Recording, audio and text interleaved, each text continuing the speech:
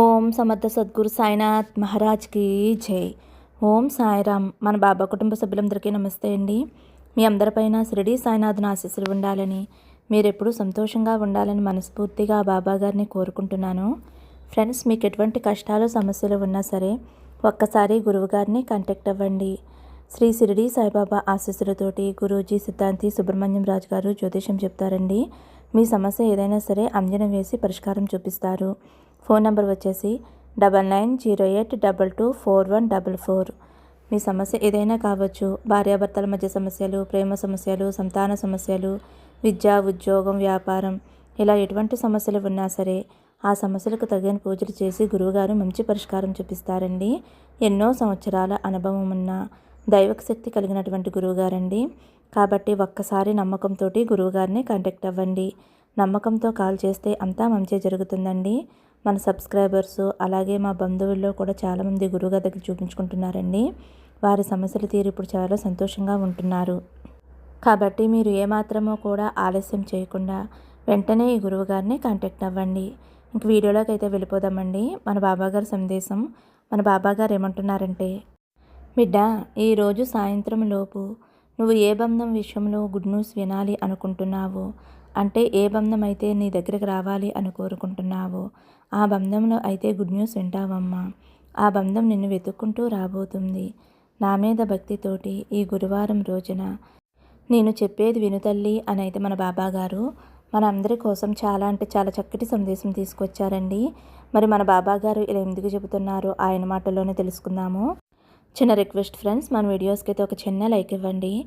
First time చూసేవారైతే మన channel subscribe చేసుకోండి. ఇంక వీడియోలోకి అయితే వెళ్ళిపోదామండి. మన బాబాగారు ఏమంటున్నారంటే, బిడ్డ, నీకోసమే నీ సాయి తండ్రిని ఒక శుభవార్త తీసుకువచ్చానమ్మా. అది ఎప్పుడో కాదమ్మా, ఈరోజు గురువారం సాయంత్రం లోపు నువ్వు ఏ గుడ్ న్యూస్ అయితే వినాలి అని కోరుకుంటున్నావో అది నీ సాయి తండ్రి నీకు తప్పకుండా ఇవ్వబోతున్నాడు. శ్రద్ధగా నీ సాయి తండ్రి చెప్పేటటువంటి మాటలను మనసారా విను. తప్పకుండా వినమ్మా. అప్పుడు నీకు అర్థమవుతుంది. నీ బాబా చెప్పిన మాటలు మనసు నిండా నింపుకుని వాటి గురించి ఆలోచిస్తున్నావు కదూ. బాబా, నీతో నేను ఎన్నో చెప్పాలి అని అనుకుంటున్నాను. అయినా కూడా నా మనసును నా ఆధీనంలో ఉంచుకోలేనంతగా అటువంటి పరిస్థితులకు నేను లోనైపోతున్నాను. నిజం చెప్పాలి అంటే నా పరిస్థితి అంతా కూడా నీకు తెలుసు బాబా. నా మనసులోని మాట నీకు కాకపోతే మరెవరికి చెప్పుకోవాలి తండ్రి. ఒకవేళ నేను నీతో చెప్పుకోలేకపోయినా ప్రతిదీ కూడా నీకు తెలుసు కదా. ఎందుకంటే నా మనసులో నువ్వు ఎప్పుడూ కూడా కొలువై ఉంటావు కాబట్టి నీకు ప్రతిదీ తెలుసు అని నాకు తెలుసు. అందుకనే నేను నీకు ప్రతిదీ చెప్పాలి అని అనుకోవటం లేదు. ఇది నువ్విచ్చినటువంటి జీవితమే కదా బాబా. అందుకే నువ్వు ఎలా ఆడమంటే అలా ఆడుతాము. నాకు అలవాటైపోయింది. అందరినీ అసలు జీవితంలోకి వచ్చేలా ఎందుకు చేస్తావు తెలియదు. పాపం మంచితనంతో మొదట మనకి ఏ బాధ లేకుండా మనకి అనుకూలంగా ఉండేలా ప్రవర్తిస్తారు. బంధాలు వాటి విలువ తెలియని వారే మనకి జీవితంలో పరిచయం అవుతారు. అలాంటి వారిని వదిలిపెట్టాలి అని అనుకున్నా కూడా వద్దు అనే పరిస్థితులు మనకి ఏర్పడతాయి. ఎక్కువగా నమ్మి సర్వం కోల్పోతేనే గాని జీవితం అంటే ఏమిటో తెలియదు. తెలిసి తెలియక తప్పులు చేస్తూ మనల్ని మనం తెలుసుకోలేకపోయామే అని వారు చెబితేనే మనకు తెలుస్తుంది.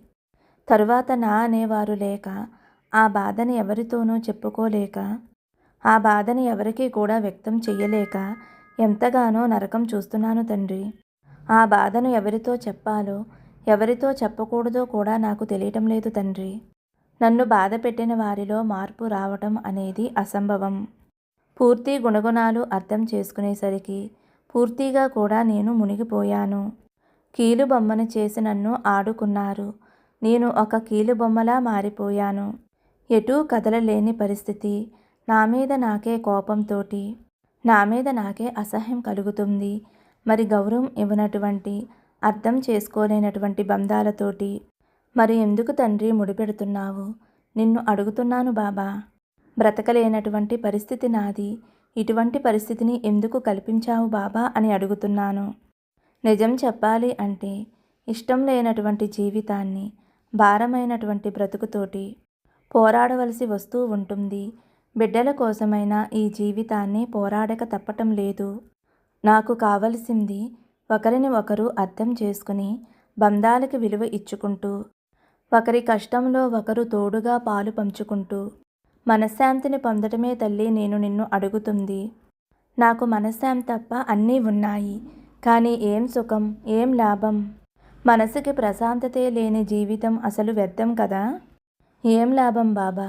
మనసుకి అసలు ఎలాంటి సంతోషం లేదు. జీవితమే వ్యర్థమైపోయింది బాబా అని బాధపడుతున్నావు కదమ్మా.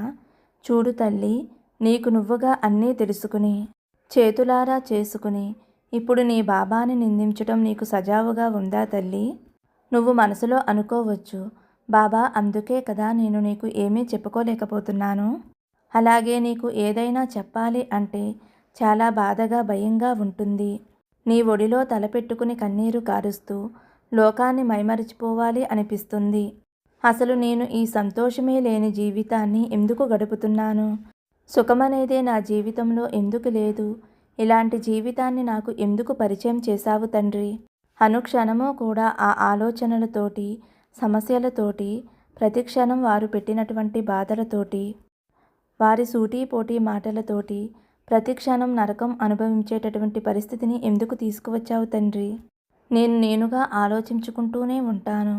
ఏమీ చేయలేని పరిస్థితి. అంధకారంలో మునిగిపోయి ఉన్నాను. ఈ సమాజంలో నన్ను నేను రక్షించుకోవటం చాలా కష్టం కాబట్టి ఏమీ చేయలేనటువంటి దౌర్భాగ్య జీవితాన్ని ఏదో గడిచిపోతుందిలే అని అనుకుంటూ బ్రతుకుతున్నాను.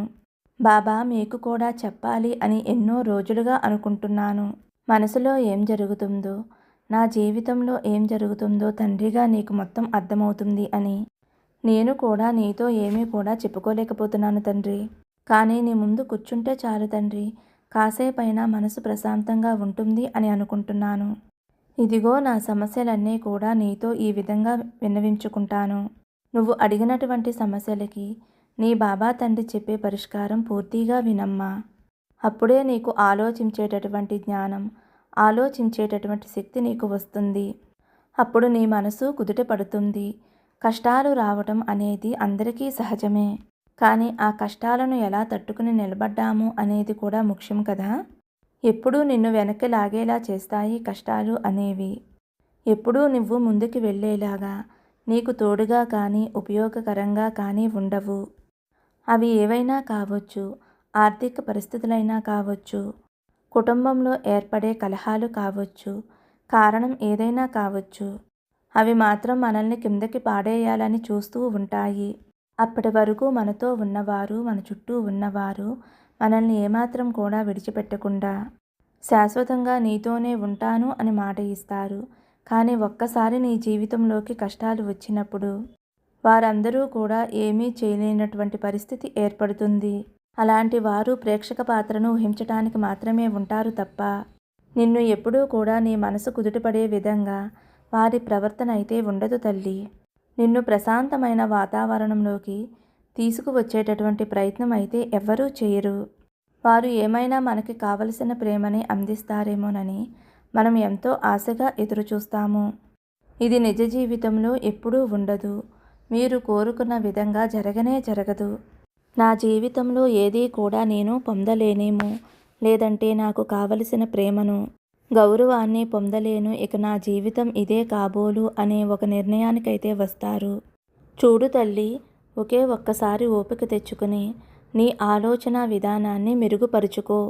జీవితమే నాకు నేనుగా సృష్టించుకున్న జీవితం అని నీకు నువ్వుగా నీ మనసుకి నచ్చచెప్పుకో.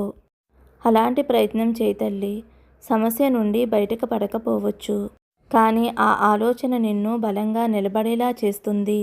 ఆ ఆలోచన నీ మనసుకి ప్రశాంతత కలిగించి ఎన్నో ఎన్నో మంచి మంచి ఆలోచనను తీసుకువస్తుంది. విలువ ఇవ్వటం లేదు అని, అలాగే నిన్ను ఎవరో అర్థం చేసుకోవటం లేదు అని, విలువ ఇవ్వటం లేదు అని, అలాగే సరైన ప్రేమని అందివ్వటం లేదు అని నువ్వు ఎందుకు అనుకుంటున్నావమ్మా? నిన్ను నువ్వుగా ప్రేమించుకో. నిన్ను నువ్వుగా అర్థం చేసుకో. నిన్ను నువ్వుగా గౌరవించటం నేర్చుకో. అలా మంచిగా పట్టుదలగా నిలబడటం నేర్చుకో తల్లి. ఆత్మవిశ్వాసంతోటి నిన్ను నువ్వు ముందుకు నడిపించుకునేలా చేసుకో. అలాగే నీ బిడ్డలపై ప్రేమగా ఉండు. వారితో ప్రేమగా ఉంటూనే వారు కూడా నిన్ను అర్థం చేసుకునేటటువంటి పరిస్థితి ఏర్పడుతుంది. నిన్ను ఎవరైతే దూరం పెట్టాలి అని చూస్తున్నారో నువ్వు కూడా వారిని దూరం పెట్టు. అలాగే వారి ఆలోచనలు వారిని పూర్తిగా దూరం పెట్టేసేయి. అప్పుడే నువ్వేమిటో వారికి అర్థమవుతుంది. అలాగే నీ విలువ ఏమిటో వారికి తెలిసి వస్తుంది. నువ్వు ఎంత కష్టపడుతున్నావో, వారి కోసం ఎంత ఆలోచిస్తున్నావో, అలాగే వారి గురించి నువ్వు ఎంతగా ప్రార్థిస్తున్నావో నాకు బాగా తెలుసమ్మా.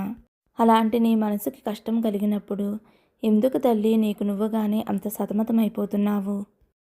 ఎవరైతే నిన్ను పక్కన పెట్టాలి అని చూస్తున్నారో నువ్వు కూడా వారి గురించి ఆలోచించకుండా నీ మనసుని ప్రశాంతంగా ఉంచుకో. ఇవన్నీ కూడా కర్మ ఫలితంగా ఏర్పడినవే అని తెలుసుకో. నీ మంచి కోరి చెబుతున్నానమ్మా. మనసుని ప్రశాంతంగా ఉంచుకునేందుకు ఎన్నో రకాల పనులున్నాయి. కాబట్టి ప్రతి నిత్యము కూడా భగవంతుని యొక్క ప్రార్థనలో ఉండు.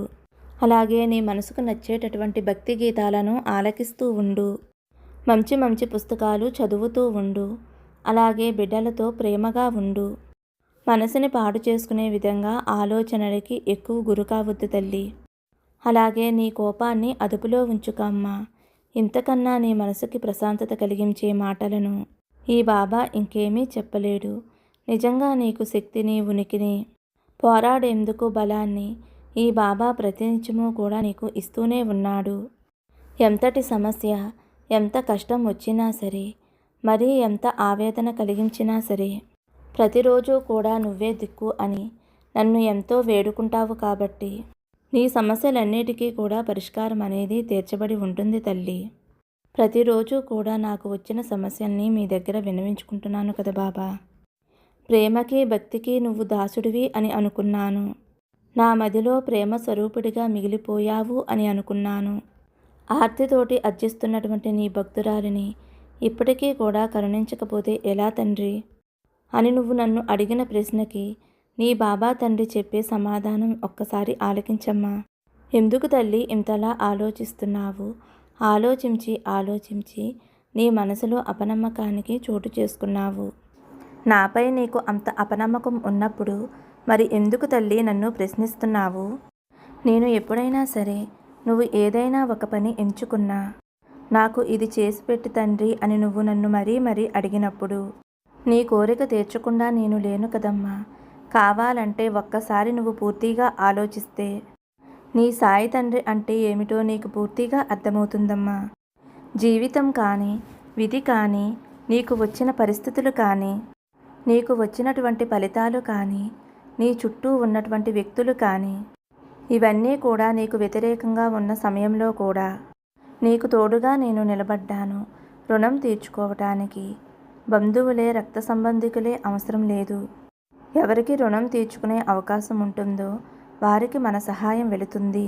అలాగే మీ వరకు సహాయం వస్తుంది. కాబట్టి నేను కూడా మీతో ప్రయాణించటానికి నాకు నీకు మధ్య రక్త సంబంధమే ఉండవలసిన అవసరం లేదమ్మా. నేను నీకు ఎప్పుడూ తోడుగా, నువ్వు ఎప్పుడైతే నా మీద నమ్మకంతో సాయి అని పిలిచావో అప్పుడే నీ తండ్రినైన నేను నీ వద్దకు వచ్చానమ్మా. నీ చుట్టూ నిత్యం నిన్ను గమనిస్తూ నీ చుట్టూ తిరుగుతూ ఉన్నాను. నీతోనే కాదు, నా యొక్క ప్రతి భక్తుడి, భక్తురాలి మనసులోనూ, వారి మదిలోనూ నేను ఎప్పుడూ ఉంటూనే ఉంటాను. వారు చేసేటటువంటి మంచి పని నేను ఎప్పుడూ కూడా గమనిస్తూనే ఉంటాను. నువ్వు ముందుగా ఎలా ఉండాలి అని నువ్వు ఎన్నెన్ని ప్రణాళికలు వేసుకున్నా కూడా అది వ్యర్థమే. ఎందుకంటే ఏది ఎలా జరగాలో అలా జరిగేలా ఆ భగవంతుడు ముందే ప్రణాళిక రాసిపెట్టి ఉంచుతాడు. నిన్నటి గురించి చింతించకుండా, రేపటి గురించి బెంగపడకుండా చక్కగా ఈరోజు ఉన్నటువంటి జీవితాన్ని ఆనందంగా ఆహ్వానించి సంతోషంగా గడిపేవారు చాలా అదృష్టవంతులు. కాలం అనేది అన్నిటికీ సమాధానం చెబుతుంది. ఎవరికి ఏది దక్కాలో అది దక్కేలా చేస్తుంది. ఇన్ని రోజులు కూడా నువ్వు కళ్ళు మూసుకుని ఎవరినైతే గుడ్డిగా నమ్మావో వారే నీ కళ్ళు తెరిపించి నీకు ఒక మంచి గుణపాఠం నేర్పించారు అని నువ్వు అనుకుంటున్నావు. ఇప్పటికైనా ఎవరితో ఎలా ఉండాలో, ఎవరిని నమ్మాలో తెలుసుకో తల్లి. నిన్ను ఎగతాళి చేసిన వారి గురించి ఎక్కువగా ఆలోచించవలసిన అవసరమే లేదమ్మా. కాలం వారికి తప్పకుండా సమాధానం చెప్పే తీరుతుంది. అసలు నాకు ఏదీ కలిసి రావటం లేదు, అసలు అదృష్టం అనేది ఎప్పుడు నన్ను చేరుకుంటుంది? నాకు ఏదీ కలిసి రావటం లేదు. నేను ఎంతలా బాధపడిన రోజులు ఉన్నాయి. ఇవన్నీ కూడా నీకు తెలీదా బాబా అని నన్ను నిలదీయటం కాదు. అదృష్టం అనేది ఎప్పుడూ కూడా నీ చేతుల్లోనే ఉంటుంది. అలాగే నువ్వు తీసుకునే నిర్ణయాలు అంతటి అదృష్టం నీ చెంతకి చేరటానికి ఆధారపడి ఉంటుంది. నిర్ణయాలు నీ అదృష్టాన్ని కూడా మారుస్తాయి అని నువ్వు తెలుసుకోలేకపోతున్నావు. అందుకు ఒక ఉదాహరణ చెబుతాను విను తల్లి. ఒక అతను నిరుపేదయుండి కూడా అతని చేతిలో చిల్లుగవ్వ లేకపోయినా శ్రద్ధ, సబూరి అనే లక్షణాలతోటి సహనంతో ఉండటం వలన అతను జీవితంలో అష్టైశ్వర్యాలు పొంది ఆనందంగా గడుపుతాడు. అతను భగవంతుడి యొక్క సన్నిధానానికి చేరుకుంటాడు. ధనవంతుడై ఉండి కూడా దేనికి లోటు లేనివాడై జీవితాన్ని హాయిగా గడుపుతున్నా శ్రద్ధ, సబూరి అనే లక్షణాలు లేకపోతే భగవంతుని యొక్క అనుగ్రహం ఎప్పటికీ పొందలేడు. ఏంటి బాబా ఇలా చేశావు అని అడుగుతున్నావు అంతే తప్ప ఈ సమస్య నా చెంతకు ఎందుకు వచ్చింది, నన్నేం చేయగలదు? దానికి అడ్డుగా నా సాయి తండ్రి 2 చేతులు వేసి ఉన్నాడు. ఆ సమస్య కానీ లేదంటే ఏదైనా ప్రమాదం ముందుగా నా సాయి తండ్రినే దాటుకు రావాలి అనే నమ్మకాన్నైతే నువ్వు నాకు కల్పించలేకపోతున్నావమ్మా. అవును కదా తల్లి. నీకు ఏదైనా సరే చిన్న ఆపద వచ్చేసరికి వెంటనే నీ సాయి తండ్రిని దూషిస్తావు. నిన్ను ఎన్నోసార్లు ఎలా కాపాడాను ఒక్కసారి నువ్వు గుర్తు చేసుకో అమ్మా. ఎలా కాపాడాను? మనిషికి ఉండవలసినవి ముఖ్యమైనవి నమ్మకం, సహనం మాత్రమే. కాబట్టి తల్లి నీకు ఇదంతా కూడా చెప్పవలసి వచ్చింది. నాపై నీకు ఎందుకు కోపం వచ్చిందో చెప్పనా తల్లి? నీకు సరైనటువంటి గుర్తింపు లేదు, కష్టానికి తగిన ఆదాయం లేదు. ఇలా ఎన్ని రోజులని ఈ జీవితాన్ని గడపాలి బాబా? ఏ పాప కర్మ ఫలమో? ఎందుకు మా జీవితాన్ని ఇలా అంధకారంగా మార్చినాయి? మేము సంతోషంగా ఉంటే చూడాలి అని లేదా బాబా నీకు అని నిలదీస్తున్నావు కదమ్మా. నీ శ్రమకి తగినటువంటి గుర్తింపు తప్పకుండా నీకు వస్తుంది. ఎన్నో సంవత్సరాల నుండి నీ నిరీక్షణ తప్పకుండా ఫలిస్తుందమ్మా. అలాగే మీకు అడుగడుగునా అడ్డు తగులుతున్న వారిని అస్సలు పట్టించుకోవద్దు. వారు అలాగే నీ కష్టాన్ని దోచుకుంటున్నా సరే నువ్వు మౌనంగా ఉండు. ఎందుకంటే వారికి అది ఎట్టి పరిస్థితుల్లోనూ మంచిది కాదు. అలాంటి వారిని నువ్వు పట్టించుకోవద్దు. తప్పకుండా నీ ఆదాయం మెరుగుపడుతుంది. నీ కష్టానికి తగినటువంటి ప్రతిఫలం నీకు దగ్గరకు చేస్తాను. ఎక్కువగా ఆవేదన తెచ్చుకుని నీపై నువ్వు అపనమ్మకాన్ని పెంచుకోవద్దమ్మా. నమ్మకాన్ని ఎక్కువగా ఉంచమ్మా. నాపైనే కాదు, నీకు ఇష్టమైన దైవం ఎవరైనా సరే వారిపైన అపనమ్మకాన్ని పెంచుకోవద్దు. ఏ భగవంతుడు కూడా మీరు కష్టాల్లో ఉంటే చూస్తూ ఊరుకోడు. నీ శ్రమ ఏదీ కూడా వృధా కాదమ్మా. నీకు జీవితం పట్ల మంచి భావన ఏర్పడేలా గొప్ప సహాయాన్ని అందిస్తున్నాను. నీ బిడ్డలకి నువ్వు ఏదైతే ఇవ్వాలో అవన్నీ ఇస్తున్నాను. ఆనందాలను, సంతోషాలను చూసి మురిసిపోయే రోజులు రాబోతున్నాయి. నేనే స్వయంగా నీ వద్దకు వస్తున్నాను. నువ్వు తప్పకుండా నా ఉనికిని తెలుసుకుంటావమ్మా. ధైర్యంగా ఉంటావు కదూ. అలాగే నీ మనసుని ప్రశాంతంగా ఉంచుకో. గడిచిపోయినటువంటి గతాన్ని ఎక్కువగా తలుచుకుని నీకు నువ్వుగా నీ మనసుని బాధ పెట్టుకుని అలా ఉండవద్దు. దాని వలన నీ ఆరోగ్యం దెబ్బతినే ప్రమాదం కూడా ఉంది. నేను చెబుతున్నాను కదా తల్లి, నీ జీవితం సంతోషమయంగా ఉంటుంది అని. నువ్వు కోల్పోయిన సంతోషాలని తప్పకుండా నీకు దక్కేలా చేస్తాను. నీ బాబా తండ్రి ఎప్పుడూ కూడా వెనకడుగు వేయడమ్మా. మీకు కావలసిన జీవితాన్ని ఇచ్చినప్పుడు మీరు పొందే ఆనందాన్ని చూసి నీ బాబా తండ్రి ఎంతగానో మురిసిపోతాడు. మీ జీవితాన్ని ఆనందమయం చేసుకుని మీరు సంతోషంగా ఉంటారు అని నీ సాయి తండ్రి మీ నుండి కోరుకుంటున్నాడమ్మా. ఫ్రెండ్స్, మన బాబా సందేశం విన్నారు కదండి. మరి ఈ సందేశం మీ అందరికీ నచ్చింది అనుకుంటున్నాను. నచ్చితే ఒక చిన్న లైక్ ఇవ్వండి. సర్వే జన సుఖినో భవంతు. సమస్తం సద్గురు సాయినాథార్పణమస్తు. శుభం భవతు. జై సాయిరామ్.